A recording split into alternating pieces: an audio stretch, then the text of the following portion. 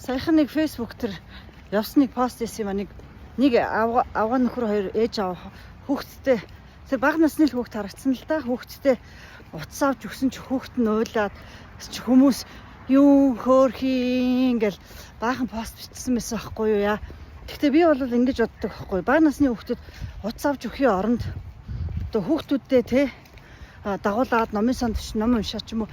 Би нөгөө бага насны явдал санаанд орчлоо доо.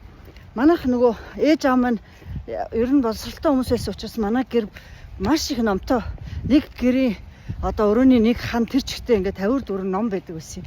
Тэгээ бид нар бол тэрнээс их ном уншаал хүүхдүүдээ солилцсон уншдаг байсан. Тэгээд нөгөө миний баг багт чинь одоо 19 дугаар хорлын үйлчлэгийн төвд нэг хөөрхөн жижиг номын сан гэж байлаа.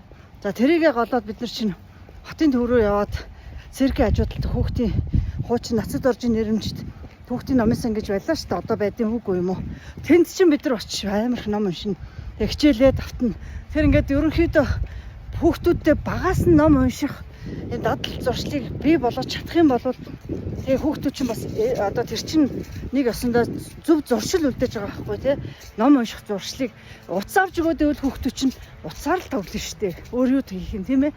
Тэгэхээр одоо нэг өдрийг өөртөө хүүхдүүдэд зориул гэдэг байгаа шүү дээ. Тэр өдрөө хагасаа өдөр хүүхдүүдтэйгээ гараад номын сан ороод, номын дэлгүүр ороод тэ номын нэг уншуулаад, номын сан ороод, номын уншуулаа өөртөө уншаад одоо тэ ном авч өгөөд энэ төр одоо хүүхдүүдтэй жоох үлгэр дуурайл болох юм бол хүүхдүүд ч утаснаас багч гисэн холдох юм болов.